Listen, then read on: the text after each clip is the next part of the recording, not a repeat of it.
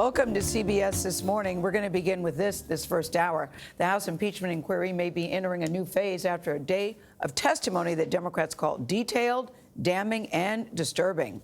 The top U.S. diplomats in Ukraine, that's Bill Taylor, laid out how President Trump held up military aid for Ukraine as he pushed its leaders to investigate Democrats and a company linked to former Vice President Joe Biden's son. The White House called the inquiry a coordinated smear campaign and said there was no quid pro quo on Ukraine.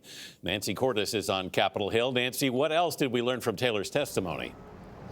Well, we learned that there were phone calls and meetings and cables where this strategy was discussed and where the Ukrainians were pressured to cooperate, told to say what the president wanted to hear. Ambassador Taylor says he found the situation alarming and made it clear that what he witnessed, he believed was a quid pro quo. Mr. Taylor, what led you to be concerned about a quid pro quo? In nearly 10 hours of testimony, Ambassador Bill Taylor described a secret campaign to pressure Ukraine, using millions in military aid as leverage. This is my most disturbing day in Congress so far.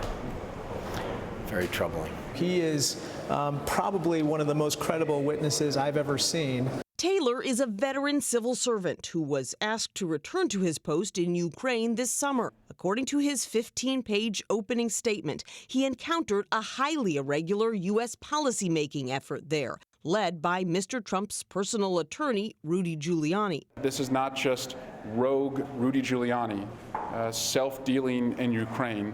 He's an agent of the president. Taylor said that by mid-July, it was becoming clear that a meeting the Ukrainian president sought with Mr. Trump was conditioned on the investigation of Burisma, the energy company that employed the son of presidential candidate Joe Biden.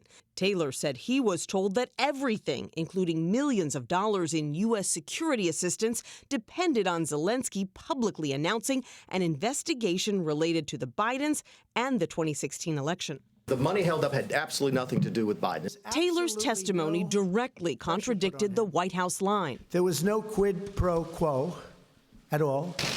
Mr. Trump isn't making it easy for allies to defend him. The president has said that you told him that his phone call with the Ukrainian president was perfect and innocent. We've not had any conversations on that subject.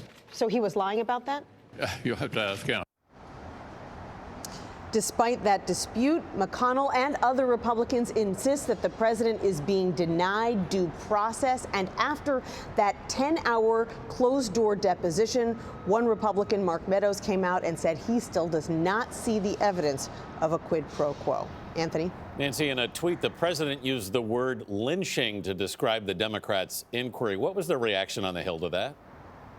Well, harsh condemnation from Democrats who said that the president's use of that word minimizes the history of hate crimes against Black Americans. And many Republican leaders also said that it was not the language that they would have chosen. But other Republicans pointed out that it's not the first time that this term has been used in a political context. They pointed to 1998 when then-Senator Joe Biden used the term before Bill Clinton's impeachment proceedings began.